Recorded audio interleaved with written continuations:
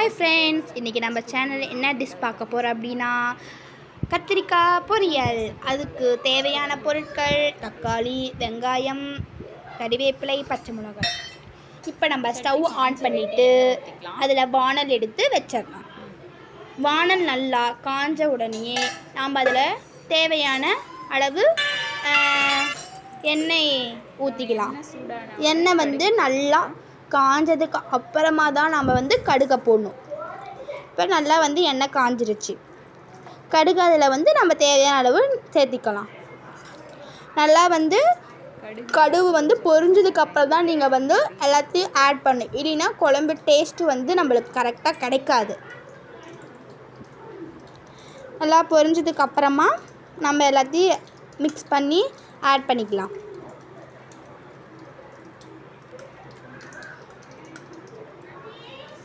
நல்லா அது பொரிய ஆரம்பிக்குது, பொரியட்டும். நல்லா அது நல்லா பார்த்திங்கன்னா அது பொரியுது, நல்லா உங்களுக்கு தெரியுதுன்னு நினைக்கிறேன். இப்போ அது பொரிஞ்சதுக்கப்புறமா அதில்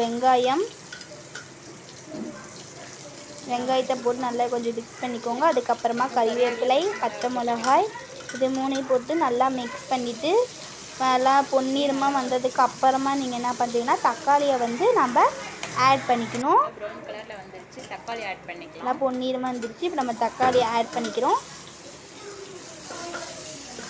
உங்களுக்கு எவ்வளோ தக்காளி வேணுமோ அவ்வளோ போட்டுக்கோங்க. நான் ஒரு தக்காளி போட்டிருக்கேன், எங்களுக்கு போதும்.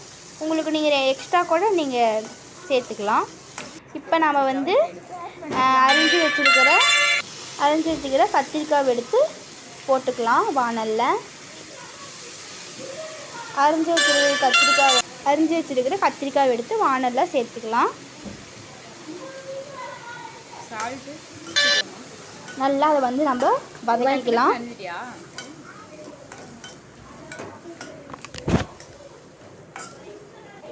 நல்லா வதக்கிக்கலாம். நல்லா வதங்கினதுக்கு அப்புறமா நாம் அதில் கொஞ்சம் உப்பு போட்டுக்கலாம். ஆனால் காயில் நம்ம இறங்காததுனால காயில் இறங்கிறதுக்காக நான் போட்டிருக்கேன். நல்லா அதுக்கப்புறம் மஞ்சத்தூள் தேவையான அளவு, மிளகாத்தூள் தேவையான அளவு, சாம்பார் பொடி தேவையான அளவு போட்டுக்கலாம்.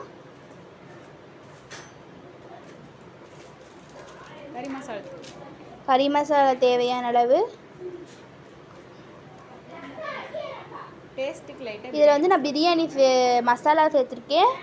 விருப்பப்படுறவங்க இதை போட்டுக்கலாம், தேவையில்லாதீங்க ஸ்கிப் பண்ணிடுங்க. அதை போட்டதுக்கு அப்புறமா நல்லா கிளறி தேவையான தண்ணி ஊற்றி கொதிக்க வைக்கணும். இப்போ காரம் அதிகமாக சாப்பிட்றவங்க நிறையா போட்டுக்கோங்க, கம்மியாக சாப்பிட்றீங்கன்னா லைட்டாக போட்டுக்கலாம், அது உங்களுடைய இஷ்டம்.